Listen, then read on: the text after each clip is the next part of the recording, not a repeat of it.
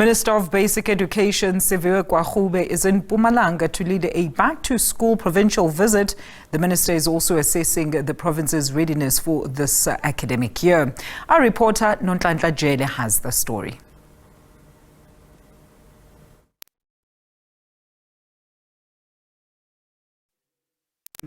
Minister of Basic Education, Siviwe Gwarube, here in Mpumalanga. She's doing or assisting in the back-to-school campaign. As we know, schools opened last week on Wednesday. This is less than 10 days. And of course, issues of placement are some of the issues that are topping the list even in this province. But just to speak to us more about how they plan to deal with this locally in the province and also nationally is the Minister herself. Minister, thank you so much for your time and for joining us at the SABC this afternoon.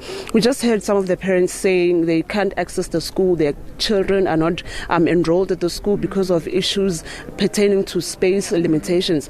If you can just speak to us about those issues, how is the department planning to solve these issues? Because we know this is not the only school, nor is it only in this province. Absolutely. Look, I think the issue of migration, particularly urban migration, is a big problem. Whether you're looking at providing healthcare services, basic services, this is a big South African problem. And so what you are having here is a situation where this was initially started off as an informal settlement. Services were brought in. This school was built, but this school is completely unable to cope with the number of learners that are needing to come here who live in this community. It is not right that there should be 1,800 learners in this school. So they are literally at capacity. They've got numerous grades. They've got numerous classes per grade.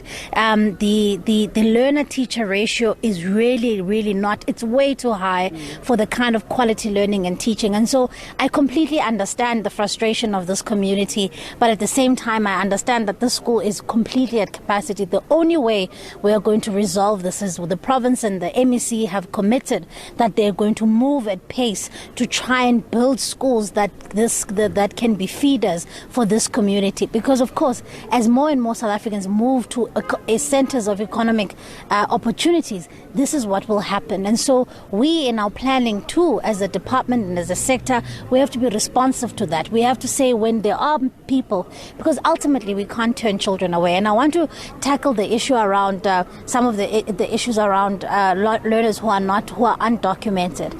Yes, the province has about 70,000 learners in the system in Mpumalanga who are undocumented. But we must always remember that the Constitution guides us very well here, that no learner can be turned away.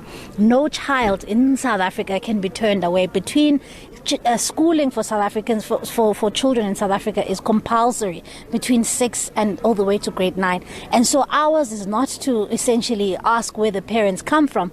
Ours is to provide a service. Similarly, how you would not turn away somebody who's undocumented seeking medical attention. And so we will work with the province to make sure that we deal with some of these infrastructure challenges.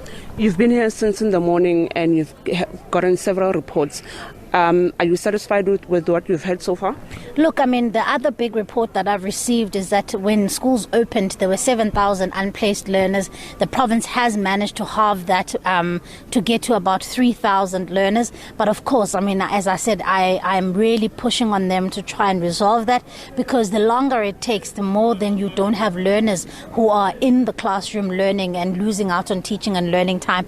But the other big issue, which is a massive area of pressure, is infrastructure, as evidenced by the school, and also is the issue around teacher shortages. And that also goes to show that, again, when we talk about the funding of the basic education sector, this is why we need to make sure that we adequately fund it.